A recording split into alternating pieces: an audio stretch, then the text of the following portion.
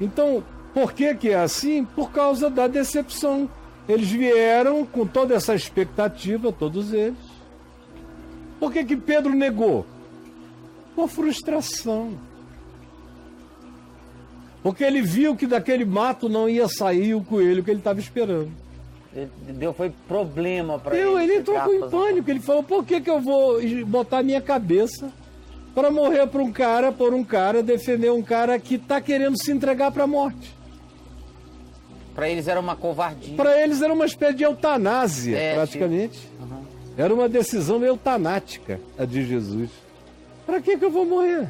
Judas falou, não, eu vou lucrar, já que ele decidiu que ele não quer ser quem ele poderia ser, porque se tem alguém que poderia ser esse Messias entre nós, seria ele, mas ele decidiu que não quer, a morte vai continuar, a vida vai continuar, e eu vou querer ficar bem com o Sinédrio. Vou salvar o meu aqui. Eu não vou querer ser perseguido por causa de alguém que podia ser tudo o que quisesse e não quis ser.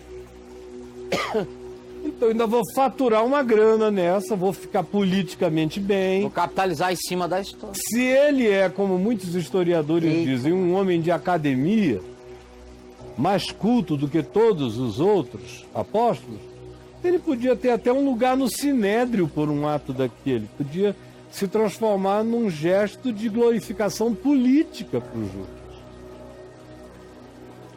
Só que o Judas não era tão mal assim. Se o Judas fosse o Judas que os crentes querem que o Judas seja, ele teria botado o dinheiro no bolso e a gente ouviria falar que ele tinha se tornado um membro do Sinédrio. Sim. Com todas as glórias do Sinédrio, o cara que nos salvou do falso Messias. Tinha virado secretário. De Caifás e Anás e todo mundo. Estou ligado.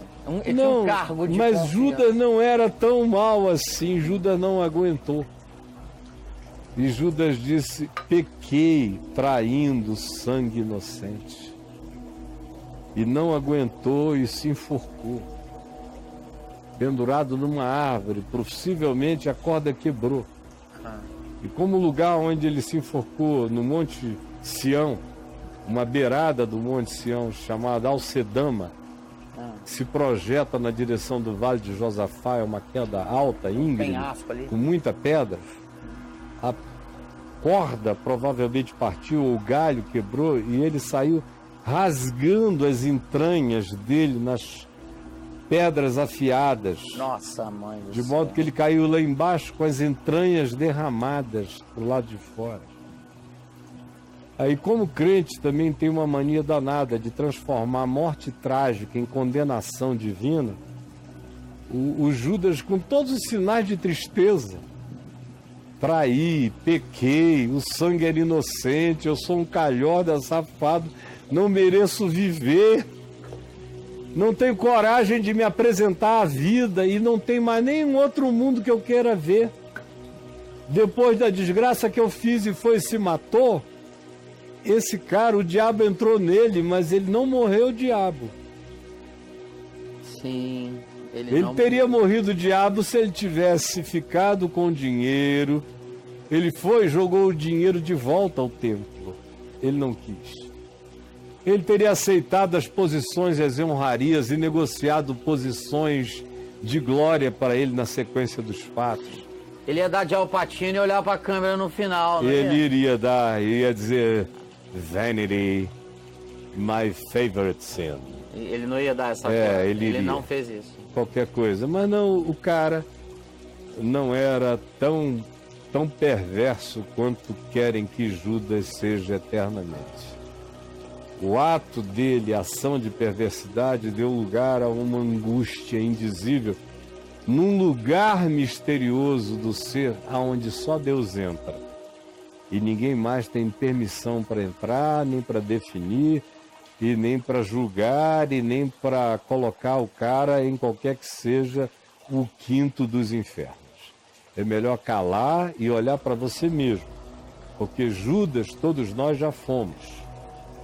E Deus nos salva de que ainda venhamos a ser. É fácil, portanto, o diabo entrar em alguém, tanto mais quanto o cara ache que tenha convicções amparadas na Escritura. É. Tanto mais quanto o sujeito acha que tenha convicções justificadas pela Escritura. Aí ele é capaz de violar o Evangelho de Cristo em nome da Escritura, em nome da Bíblia, em nome da teologia, em nome do arcabouço doutrinário. Judas se desiludiu de Jesus porque Jesus não coube, finalmente, no arcabouço doutrinário no qual ele tinha sido treinado, ele e todos os religiosos messiânicos daqueles dias. No caso dele foi isso. No caso geral, tem muito a ver com frustração, com desesperança. O cara se converte cheio de amor por Jesus. Aí ele começa a ser doutrinado, ensinado. Se ele estiver seguindo e andando com um ensinador, com um mestre equivocado, ou tolo, ou mal intencionado, o caminho dele será a frustração em poucos anos. Aí o que é que acontece? Ele é doutrinado que com sinais tais e tais, Jesus vai voltar. Ele é doutrinado nisto, naquilo e naquilo outro, que são evidências de que nós vamos prevalecer. Tá. Aí ele crê em não sei quantos avivamentos que foram anunciados a ele como moveres do Espírito, que dão em nada. O líder do mover comia todo mundo, o profeta do mover gostava de dar ré no quibe. Aí o cara vai ficando desenganado com igreja, com todos esses movimentos. Sei. Aí ele começa a ver políticos ou cristãos políticos fazendo as mesmas coisas e se dando bem. Grana sobrando, vão ficando famosos, poderosos, recebidos por presidentes, senadores, isso e aquilo. Aí o cara dizia, eu estou até aqui, guardando meu coração puro, como diz o Salmo 73, é um salmo para todo mundo ler, nessa hora, que é o que pode fazer o cara derrapar. É o salmo que diz, quase os meus pés se desviaram, por pouco. E o que é que foi? É de ficar observando a prosperidade dos maus. Maus que falam o nome de Deus, usam o nome de Deus, se estribam no nome de Deus, violam a palavra de Deus, mas se dão bem. Fisicamente, não adoecem, estão ricos, poderosos, são louvados na Assembleia do Povo. E o que eles dizem, o texto de Salmo 73 diz, o que eles dizem o povo consome, bebe a largos sorvos. Eles são mais assimilados do que a maioria. E o cara dizia, eu estou aqui sendo puro, santo, quebrantado, andando com Deus. Anônimo. Ninguém me vê, ninguém me nota, ninguém percebe. O que eu digo ainda mandam calar a boca. É. Quer saber? Quer saber? Ah, deixa pra lá. Jesus é muito bom na hora do desespero no meu quarto. Mas para viver ele só atrasa a vida da gente. E foi o que o Macedo me disse em 1991. Em abril de 91, a primeira vez que ele me disse isso. Falou, aqui está proibido ficar falando de Jesus. Meu Porque Deus. Jesus só estimula a fraqueza.